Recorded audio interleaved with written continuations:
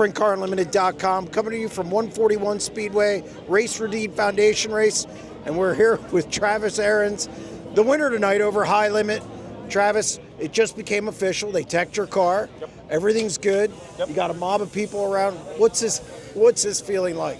It's gonna take 5 days to get the feeling, and it's still it's hit me, but it's kind of for real. A local boy that started from a 4-cylinder sport mod to a 360 to be able to do this is. I don't know if I could ever do it again, but yeah, here we are. It was only like your 66 410 start. I think you moved up to 410s in 2023, I believe? Yeah, 2023 was my first full season. I did about 5 races in 2022, and I did 4 in 2020, and I think I did 1 in 2021. So we don't have a ton of, we've only been in the sprint car for 8 years. We started in a sport mod, or a 4-cylinder with an open trailer, and then we went to a sport mod with an open trailer, and finally got an enclosed trailer. We won a championship in both of them. Went to the 360, won a championship there. Went to the 410. Just hoping to do the next thing, win a championship. Well, you have a national tour win. I believe this was your first national event. We were with the All-Stars in 2023. We did, when the All-Stars were here in Wisconsin, we did the national events. So this is my first big one.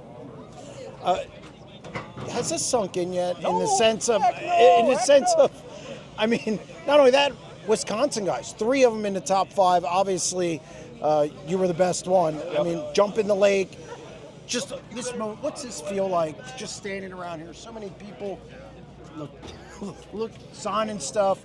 It's an unbelievable moment. It is. It hits you right in the feels. I mean, like I said, just from where I started and what I've accomplished, it's just, I'm very grateful for what I got. You started 5th on the grid, and this car was a rocket on the bottom. Yep. Take me through that process there, through the middle stages where this car just really hooked up on the bottom. And was there a point where you said, okay, I got a shot at this thing? Yeah, like I saw the rubber, it started, like we were good all over. I kind of dibble-dabbled around, and we were kind of decent. I know we had a really good car the whole night. And once everyone kind of left the bottom open for me, I just kind of took it and went with it. Halfway through, I think the second last caution, I'm like, just don't screw up. Just keep her smooth, and that was the biggest thing, is keeping the car smooth and keep the car underneath me. Halfway through, I noticed a little rubber coming middle of 1 off of 2, so I told myself, just got to keep her down there and keep her smooth. You get the lead. Baylog's on the. I mean, you know what Baylog can do here, and really in Wisconsin. Was he your biggest concern around the top? Yeah, definitely. I mean, I knew I could hear cars behind me, but I didn't know where anyone was. And I even told myself with like 4 or 5 laps at that last restart, I said, just keep her smooth, let them go around you if they're faster than you. So that's what we did. We just kept her glued on the bottom. Here we are. A lot of restarts. Did you think this thing was going to end? Oh God, I'm like, do I have enough fuel to finish the race? During qualifying, actually, we finished with like barely half a gallon in the car, and actually started stumbling, taking the checkered flag. So fuel came to mind right away for me. Like, do I have enough fuel to get through all these cautions? What do you do with $26,000? Easily the biggest win of your career. You were telling the High Limit guys it was top ramen lately. No. Yeah, I've been on the ramen and maybe some gas station food here. I can finally pay some bills off. I'm a little behind on my debt, so this is gonna pay some debt off. We're gonna get some tires for the girl, and we're gonna continue on. Well, it's a race car, and you're going to be in debt. I always tell people, well, a kid's not going to have a college education or a college fund, but I got some cool race cars. Well, there's always that. Yep. For your moving forward now, you're going to go run Outlaws events. How much confidence does this give you moving forward that, hey, it's not just an IRA race, win one of those. It's you could beat the best in the business. Yeah, definitely. As long as we do what we do, like what we did tonight, consistent, smooth, stay on top of our game, I think we can compete. I told myself this weekend coming in, like, hey, top 10 every night, I would be happy, super happy, and we just won.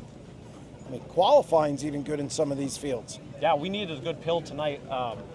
When we were here 2 weeks ago with IRA, you pretty much had to qualify in the top 10, otherwise you were kind of sitting in the trunk. And luckily, we went all like mid-pack. We qualified decent. Obviously, the track took rubber, and it was kind of whatever after that. But I think the pill draw to start tonight was the biggest thing for me, and staying up front. being consistent and getting in the dash, making the car better every single time we went out. I was talking to a lot of Scotty Thiel. He said this place, corners are all different.